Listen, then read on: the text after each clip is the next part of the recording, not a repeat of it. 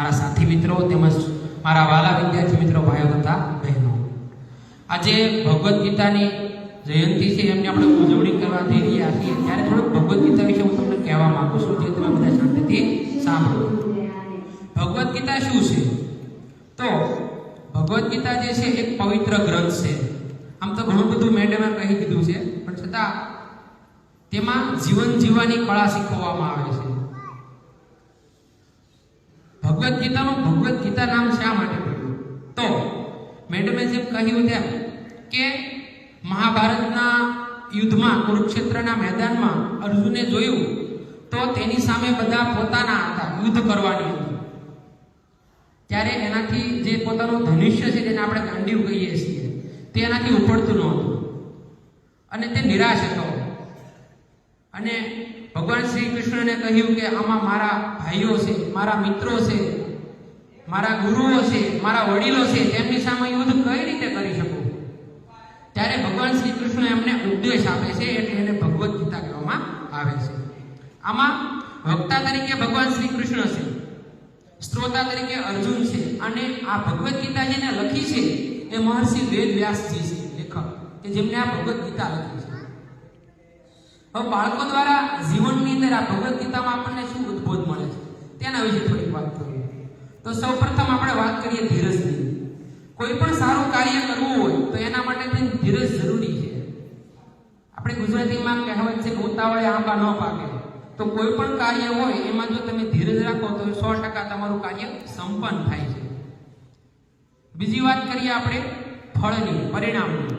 તો ભગવદ્ ગીતામાં ભગવાન શ્રી કૃષ્ણ કહે છે કે તું કામ કરતો જા, ફળની અપેક્ષા ન રાખ. આપણી પરીક્ષા હોય અને અગાઉ આપણે માર્ક્સની ચિંતા કરીએ, બરાબર, તો એના કરતાં બેટર એ છે કે પહેલા સારી મહેનત કરીએ અને પછી પરીક્ષા આપીએ, તો આપણને જે પરિણામ મળશે એ ભગવદ્ ગીતામાં કહ્યું એમ સારું જ મળશે. એટલે હંમેશા સંયમ રાખવો જોઈએ. સારો વિચાર, આપણો જે વિચાર હોય છે એ આપણું કર્મ બને છે. કર્મ એટલે શું? તો કે આપણે જે કામ કરીએ છીએ એને આપણે કાર્ય કહીએ છીએ. વિચાર સારો હશે એટલે કાર્ય સારું થશે, કાર્ય સારું થશે એટલે આપણું કર્મ પણ કેવું બનશે? સારું બનશે. એટલે ભગવદ્ ગીતામાં એ પણ કહેવાયું છે કે હંમેશા કર્મ કેવું કરવાનું છે? સારું કરવાનું છે. મેડમે વાત કરી એમ કે ભારતની અંદર ઘણા બધા સંતો મહંતો થઈ ગયા છે, તો ત્યારે આજે ભગવદ્ ગીતા જયંતિની જો ઉજવણી હોય, આપણે એ મહાન સંતને જો યાદ ન કરીએ તો આ ઉજવણી અધૂરી રહી કહેવાય. અને એ સંતને બધા ઓળખીએ છીએ, અને જે વિશ્વ વિખ્યાત છે. કોઈ મને નામ આપશે સંતનું નામ શું છે? ઊંચો હાથ કરશે, કોઈ બોલશે નહીં. વિશ્વ વિખ્યાત સંત છે, જેની દરેક દેશોની અંદર નામના વધારે છે. દરેક સ્કૂલની ઓફિસોમાં, દવાખાનામાં બધે જેમનો ફોટો જ હોય છે. એ સંતનું નામ મને કોઈ આપશે? સ્વામી વિવેકાનંદ નામ તો સાંભળ્યું બધાએ? ઈસવીસન 1893 અમેરિકાના શિકાગો શહેર છે, તેમાં એક સાંસદમાં ધર્મ પરિષદ યોજાઈ હતી. તો એમાં દેશ વિદેશના ઘણા બધા સંતો, ધર્મ પ્રેમીઓ, બધા લોકો આવ્યા હતા. એમાં ભારતમાંથી સ્વામી વિવેકાનંદ ભગવદ્ ગીતા સાથે ત્યાં ગયા હતા. અને એ જ્યારે સંસદની અંદર પ્રવેશ કર્યો ત્યારે આપણે બધા એનો ફોટો જોયો છે કે એમના જે વસ્ત્રો છે એ કેવા પહેરતા હતા. એ વસ્ત્રો જોઈ અને દરેક લોકો સંસદમાં જે હતા ત્યાં તો બધા પેટ ને કોટ વાળા હોય, બરાબર, અને આવા વસ્ત્રો જોઈને બધા એમની મજાક ઉડાવતા હતા, જોઈ રહ્યા કે આ વ્યક્તિ કોણ છે. એ વખતે એમની ઉંમર ખૂબ જ નાની હતી અને એ સંસદની અંદર પ્રવેશ કર્યો ત્યારે દરેક લોકો એને તંગદિલીથી જોઈ રહ્યા હતા. અને જ્યારે એમનો વારો આવ્યો ત્યારે જે અન્ય લોકો બોલતા હતા પોતાના ધર્મ વિશે, ત્યારે શરૂઆત કેવી રીતના કરતા હતા કે લેડીઝ એન્ડ જેન્ટલમેન. પણ સ્વામી વિવેકાનંદે કહ્યું કે sisters and brother of America. એમના આવા શબ્દો સાંભળી અને આખો સંસદનો હોલ તાળીઓના ગડગડાટથી ગુંજી ઉઠ્યો હતો. કેમ કે બીજા બધાએ શું કહ્યું હતું? Ladies and gentlemen. જ્યારે સ્વામી વિવેકાનંદે sisters and brothers of America આવો શબ્દ વાપર્યો એટલે બધાને નવું લાગ્યું.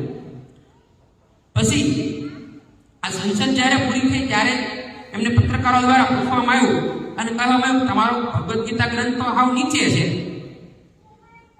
ત્યારે સ્વામી વિવેકાનંદે એને કહ્યું કે બીજા બધા ગ્રંથ ભલે ઉપર છે, બાઇબલ છે, કુરાન છે, બીજા બધા ગ્રંથો ભલે ઉપર છે, પણ મારો ભગવદ્ ગીતા ગ્રંથ નીચે છે, બરાબર, એટલે જ આ બધા ગ્રંથો ટકી રહ્યા છે. જો બાકી એને હું લઈ લઉં તો આ બધા ગ્રંથો પડી જશે. એને આવો સરસ જવાબ આપ્યો હતો. બીજું એમને એ પણ પૂછવામાં આવ્યું કે તમે આટલા શૌર્યવાન, નિષ્ઠાવાન અને આત્મવિશ્વાસી કેમ છો?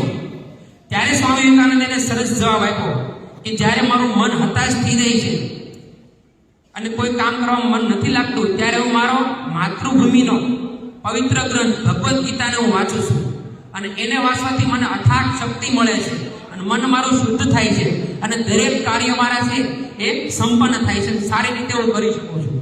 તો ભગવદ્ ગીતા ગ્રંથ આપણે દરેકે વાંચવો જોઈએ, જીવનની અંદર એના વિચારો છે ઉતારવા જોઈએ અને સારા કાર્યો કરવા જોઈએ. વધુ ન કહેતા અસ્તુ જય.